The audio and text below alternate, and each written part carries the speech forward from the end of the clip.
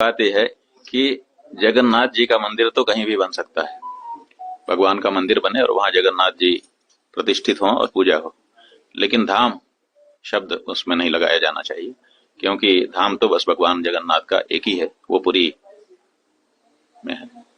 Controversy की बात ही नहीं है, कंट्रोवर्सी करने वालों को कंट्रोवर्सी करने नहीं देना चाहिए। हमारा जो धाम है वो जहाँ है वहीं रहेगा। हाँ, भगवान तो सर्वव्यापी हैं, कहीं भी उनको प्रकट करके पूजा की जा सकती है, तो जगन्नाथ मंदिर बनाएं और उसमें भव्य विस्तार दें, उत्साह से लोगों की पूजा अर्चना करवाएं, इसमें उनका अभिनंदन है। लेकिन उसको धाम नाम से बनाना ये सही नहीं होगा। जो धाम है उसकी महत्ता में ये अपराध माना जाएगा। अरे भाई, यहाँ दिल्ली में नहीं बना रहे थे केदारनाथ धाम, तो उसको नहीं रोका गया? तो ऐसे ही वहां पे जगन्नाथ धाम बना दो, फिर तो कहीं भी कुछ भी बना दोगे। आज जगन्नाथ धाम बना रहे हो, बाद में फिर उड़ीसा को बंगाल में ही आप ले आओगे कि यहीं उड़ीसा है, ऐसे कैसे हो जाएगा? उड़ीसा तो उड़ीसा की जगह पे रहेगा, जगन्नाथ धाम की जगह रहेगा। हाँ, भगवान सर्वव्यापक है, इसलिए भगवान को कहीं भी प्रकट करके उनकी पूजा कर सकते हो। तो जगन्नाथ जी की पूजा आप बंगाल में करो, कोई आपत्ति नहीं है, बल्कि अभिनंदन है, लेकिन धाम शब्द उससे हटा देना चाहिए।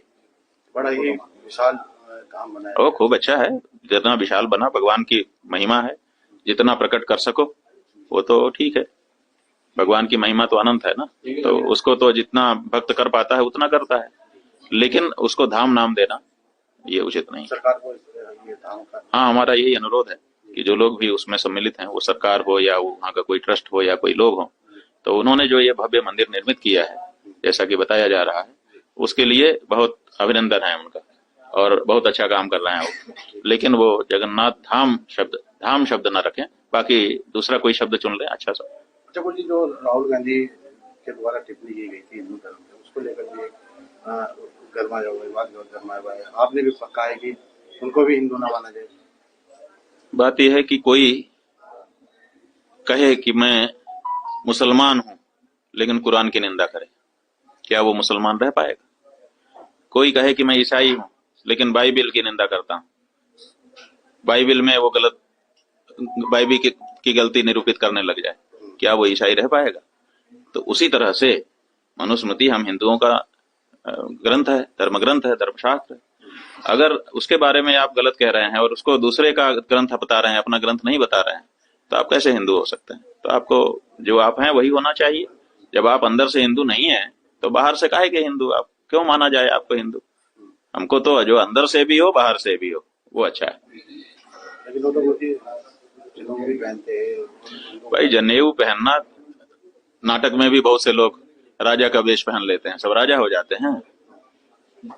नाटक में तो सब वेश धारण कर ही लेते हैं, तो वेश धारण कर लेना हिंदुत्व की पहचान नहीं है। हिंदू धर्म ग्रंथों के प्रति, हिंदू प्रतीकों के प्रति दृढ़ आस्था, ये हिंदू धर्म की पहचान है। और हमारा धर्मशास्त्र हमारा प्रतीक है, उसके प्रति जब तुम्हारी आस्था नहीं है तो तुम कैसे हिंदू हो सकते? केवल बाहरी गेटअप सेटअप से, वो तो नाटक में भी पहन लेते हैं लोग। आपके द्वारा भी एक पत्र आ जाएगा। अरे भाई, ठीक है, कोई भी करेगा, कोई भी जो सनातन धर्म का व्यक्ति होगा वो इस बात का विरोध करेगा, कर रहे हैं लोग। पहलगाम की घटना कैसे देखते हैं? पहलगाम की घटना बहुत ही हृदय विदारक है, क्षोभ में डालने वाली है, चिंता उत्पन्न करने वाली है, और ये सब भावनाएं पूरे देश में व्याप्त हैं इस समय। जल्दी से जल्दी हम चाहते हैं कि हमारे देश की सरकार प्रत्युत्तर दे। जिन लोगों ने भी ये कार्य किया है उनको एक तगड़ा जवाब मिलना चाहिए। यात्रा से लौट कर आएगी, किस तरह की व्यवस्था? इस समय उत्तराखंड में ग्रीष्मकालीन 4 धाम की यात्रा आरंभ हो चुकी है। अक्षय तृतीया के दिन यमुनोत्री गंगोत्री के पट खुल गए, उसके बाद क्रमशः केदार और बद्री जी के भी पट खुल गए हैं। चारों धामों में बहुत सुंदर वातावरण इस समय बना हुआ है। वहां पर जो लोग आ रहे हैं श्रद्धालु, उनको बड़ा आह्लाद और आनंद, आध्यात्मिक आनंद मिल रहा है। और यहाँ की जो सरकार है, जो कमेटियां हैं, वो भी सबकी सेवा के लिए तत्पर दिखाई दे रही हैं।